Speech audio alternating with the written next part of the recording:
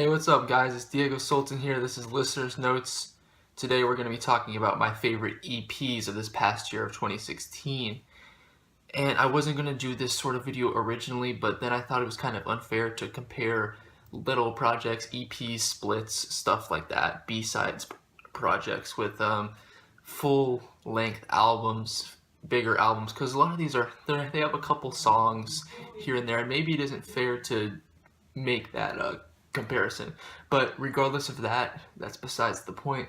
Let's get into it. Keep in mind, these are all my opinion. If you have a split or an EP that you like more than this, put it in the comments below. That's fine.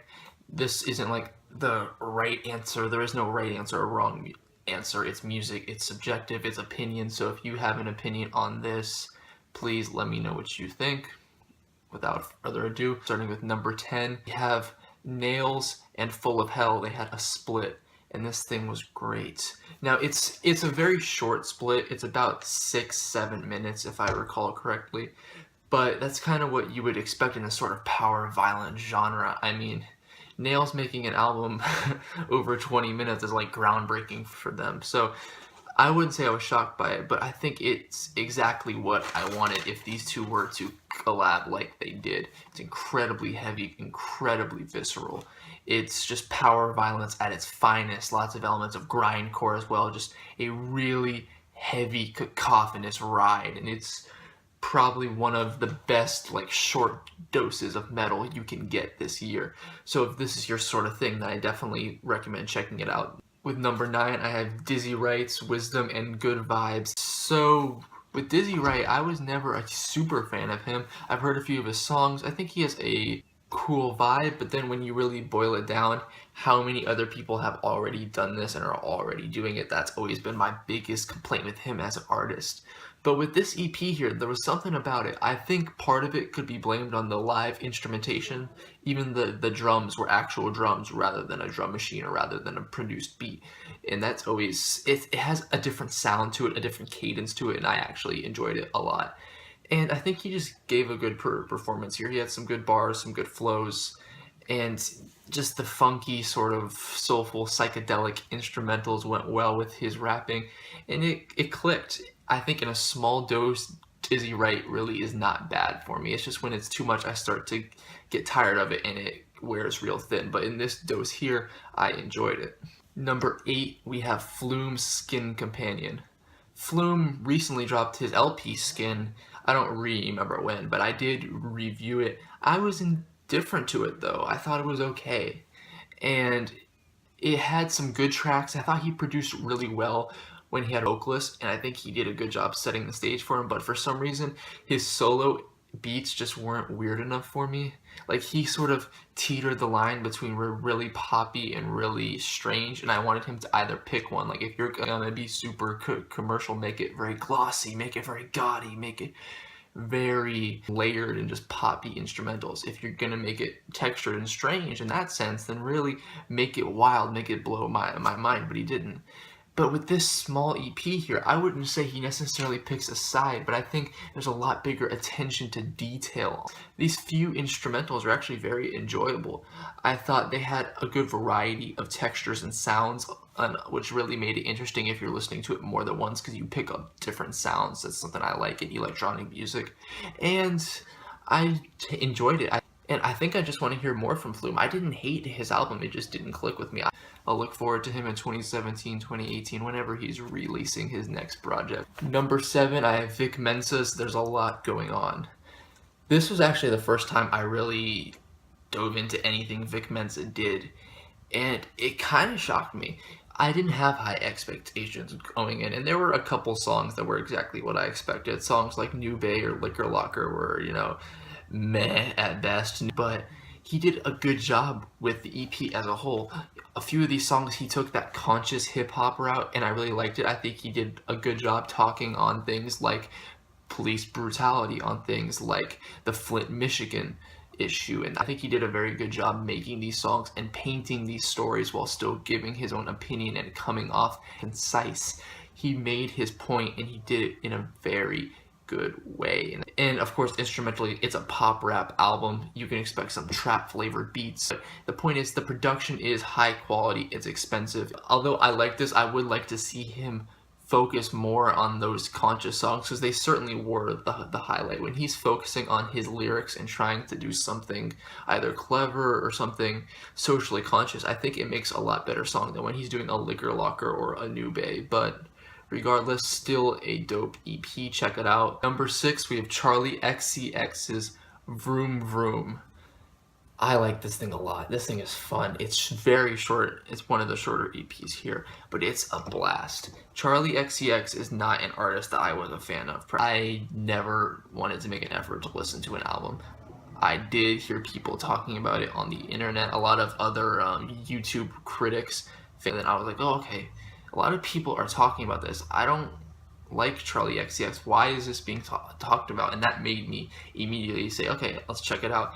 And you notice immediately what's so special about it, and it's Sophie's production. Sophie, a part of the PC Music Group, brings a quirky yet sugary spin on pop music. With these instrumentals, you keep the very fun, upbeat, sugary style while having strange textures and a lot of flavor to them, honestly. And it was just a lot of fun. And I think, for the most part, Charli XCX isn't that bad. I'm still not like a massive fan of her as a vocalist. I think sometimes she can be a little too trashy for my taste. But with this project, I think she did a fine job. Number 5, we have Gorguts with Pleiades Dust. This is a really nice technical death metal project. It's one song, 30 minutes or so, and it's a ride. Really great show of songwriting, especially to make a song extend for this long. Lots of great transitions in the instrumentation. Even though it's a technical album, it's still very visceral, very heavy. There's a lot of intensity to it, but they still have a lot of gorgeous melodic notes being played throughout this metal thrill ride. I do recommend this for people who like metal, people who like death metal. Even if you like it really gruesome, I think you might like this, and I think technical fans will especially like this, and they should admire the fact that Gorguts was able to write a song this long. That's very impressive. Shout out to Gorguts. Check this EP out. I recommend it. I think it is very good. And with number 4, we have Carly Rae Jepsen's Emotion Side B. Carly Rae Jepsen, you probably heard her from the Call Me Maybe song that was going on when I think I was in middle school when that happened. If you heard that song you haven't heard anything from her since, which is most people, you probably think she was just a one-hit wonder. But recently, with her last album, Emotion, she started doing this sort of 80s synth pop thing. And then she extended it further on this EP, which is a bunch of B-sides. But for a bunch of B-sides, they're actually really good. I think there's a lot to love here. Of course, some very sweet melodic vocal performances from her. A lot of clean pop productions, very pristine, but not to a fault. I think it still has a lot of personality to it. The synth pop production sounds great, and it's a simple project. I don't have a lot of crazy things to say about it in that respect, but I think if you're a pop fan, you definitely want to check this thing out. Number 3, we have the Panopticon and Waldgeflüster split. I said the second name wrong, it's okay. So yeah, these guys, I'm a big fan of Panopticon. His last 2 albums were both great, and I was excited to hear this as soon as I saw this on social media. And it's a pretty interesting ride. It's 4 songs, 2 black metal songs, 1 from each artist, and then 1 folk song from each artist. And I think they both do a really good job. This is definitely a lot more folky than Panopticon's last record, Autumn Eternal, and I think it works well. This is Panopticon especially is the star of the show. There could be a bias from my part, but I just love what Panopticon does. Not only does he manage to have these really slow, melodic, and calm folk sections within his song, but then at the same time, a few minutes later, after some transitions, you have some of the most visceral and heavy black metal he has ever made. And it's just great to hear that sort of sound. I really enjoyed this project. I think it's really good if you're into black metal, if you're into that folk black metal thing, if you're into Panopticon, or if you're into Waldgeflüster. Check these guys out. Check this split out. You'll probably like it. With number 2, we have Igloo Ghost's Little Grid. Where's the album at? Igloo Ghost, I see you on Twitter. You're putting it off. I need that album. So yeah, this EP by Igloo Ghost, it's great. I love this thing. You'll probably like it too if you've heard of him. If you haven't, I do recommend checking out his music. He has 2 EPs out. They're both very good, very quirky, very all over the place electronic music. You'll hear so many different textures and so many different genres. I want to like start listing things out, but I probably wouldn't name all of them and I wouldn't do him any justice by doing that. And I think it's just a fun ride. There's so much packed into each little second. He has so many different sounds and textures. I remember my first time trying one of his songs. I had to like absorb how much was coming at me. It's like the trash compactor in Star Wars. It's just so many, just you feel like you're being crushed with so much sound, but it's at the same time it's so sugary and sweet and enjoyable and just a fun experience. I love it. And my number 1 favorite EP of 2016, Clipping with Wriggle. I love this EP. I love it. If you're a fan of clipping, if you're a fan of industrial, or if you're a fan of experimental hip-hop, if you like hip-hop in general, you should listen to this thing. Go in with an open mind. Yes, it's not going to sound like what you're used to, but trust me, go in with an open mind.